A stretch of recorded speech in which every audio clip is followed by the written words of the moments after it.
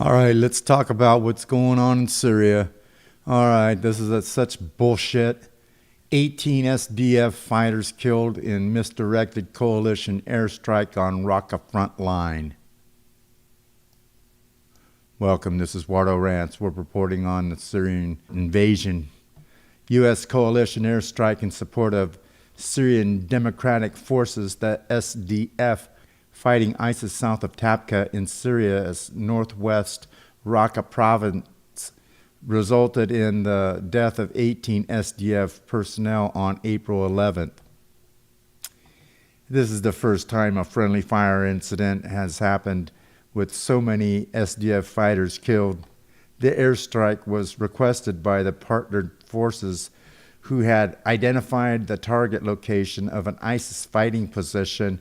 The target location was actually a forward Syrian Democratic Forces fighting position, the coalition said. The coalition's deepest condolences go out to the members of the SDF and their families.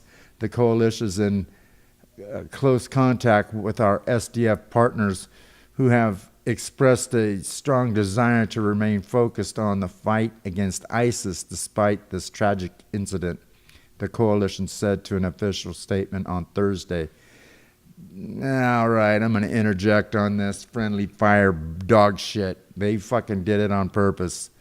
A coalition airstrike in support of partnered forces fighting ISIS south of Tabqa, Syria, resulted in 18 Syrian Democratic Forces personnel killed April 11th. The strike was requested by the partnered forces who had identified the target location as an ISIS fighting position. The target location was actually a forward Syrian Democratic Forces fighting position.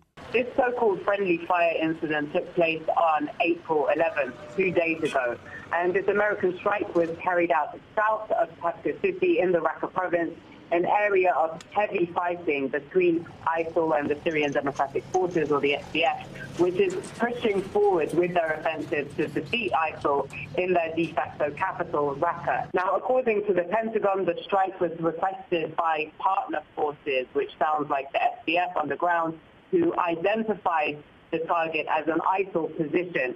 But it looks as though the most likely explanation is that incorrect coordinates were given that caused the death of 18 of their own comrades.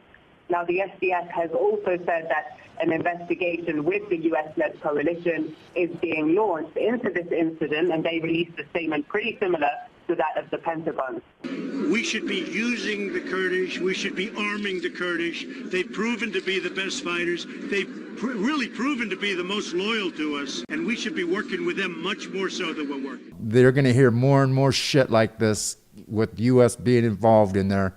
Such a tragedy.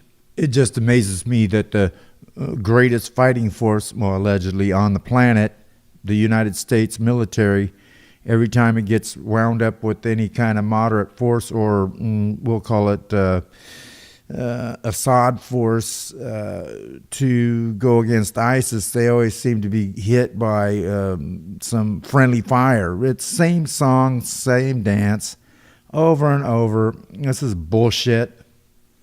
So the coalition says it's assessing the cause of this incident and will implement appropriate safeguards to prevent similar incidents in the future.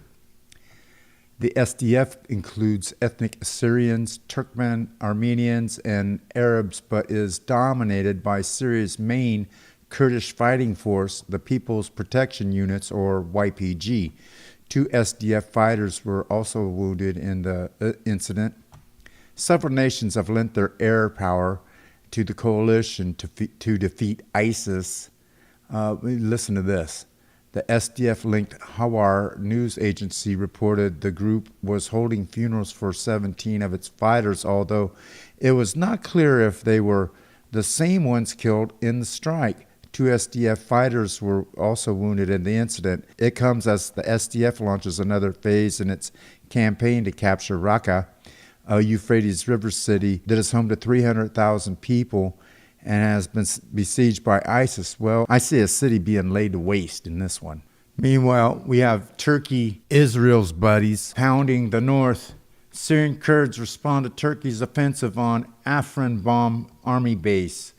Kurdish fighters of the People's Protection Units, YPG, have targeted positions of the Kurdish army on the Syrian-Turkish border with heavy artillery, military sources reported on Thursday. A main military base for the Turkish army in northern Syria was hit by YPG fire, the YPG media office told ARA News. The operation came in response to recent Turkish attacks on Kurdish villages in Afrin district northwest of Aleppo. At least 2 Turkish military vehicles were destroyed and several soldiers were killed in the attack. Turkey's military forces launched an offensive on the Kurdish district of Afrin in Syria's northwestern Aleppo governorate 2 weeks ago, killing and wounding dozens of civilians, eyewitnesses and officials told the ARA News. The Turkish army had initiated the offensive by shelling the villages of Malakhalil and Durbalat in the Gendris area of Afrin. Several houses were destroyed and dozens of civilians were killed and or injured during the attack. Look, you're going to keep seeing more of that. They're getting hit from all sides. Next, we're going to see Israel jumping in, and then don't forget what's looming on their backside in eastern and southern Syria by all the shit that Trump is lining up in Iraq, and also what's looming in or laying in wait in Kuwait. It just amazes me that the greatest fighting force, well, allegedly, on the planet, the United States military, every time it gets wound up with any kind of moderate force, or we'll call it Assad force, to go against ISIS, they always seem to be hit by some friendly fire. It's same song, same dance, over and over. This is bullshit. Just so people know that all this happens at the same time, that they're being warned that any more action in Syria will not go unanswered. That was Iran warning U.S. Russia has also put down the red line that they better not be doing this in Syria. So evidently, this is clear that the U.S. intends to escalate this war. Any new U.S. action in Syria will not go unanswered. Iran's defense minister, Hossein Dagan, warned Tuesday after U.S. threatened to follow up with strike last week with more attacks. And they are attacking. They're fighting alongside of this ISIS Free Syrian Army, renamed or whatever you want to call it. The United States last week fired a volley of cruise missiles at Syria airbase in response to an alleged chemical weapons attack that killed 87 civilians in a rebel-held town. So those 59 Tomahawk cruise missiles, with only 23 of them hitting their target, evidently quite a few hit towns of civilians.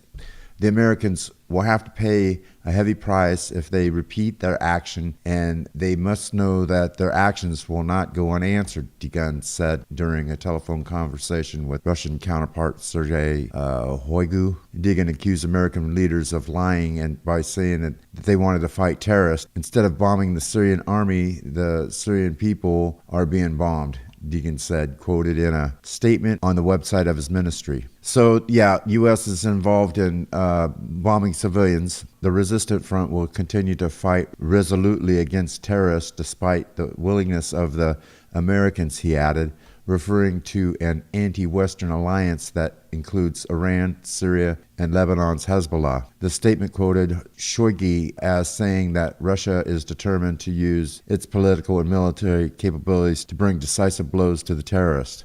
Dagan also spoke with his Syrian counterpart, Farid Yassim Al-Frey. The defense ministry said the two agreed to strengthen their cooperation to step up the operations against terrorists, it said. It makes one wonders about the accuracy of the information that the United States-led coalition is getting, and whether actually someone is deliberately within this coalition do not like the Kurds or do not want the Kurdish Democratic Forces to have an advance, or even perhaps suspiciously want to delay the defeat of ISIL. the kind of action by the U.S. will have no effect on determination of the resistance front to fight terrorists, they added.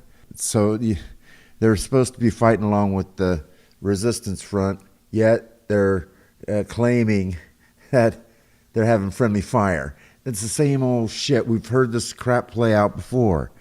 Look, this stuff has to stop. These guys are determined to set this off at the widest scale world war as they possibly can.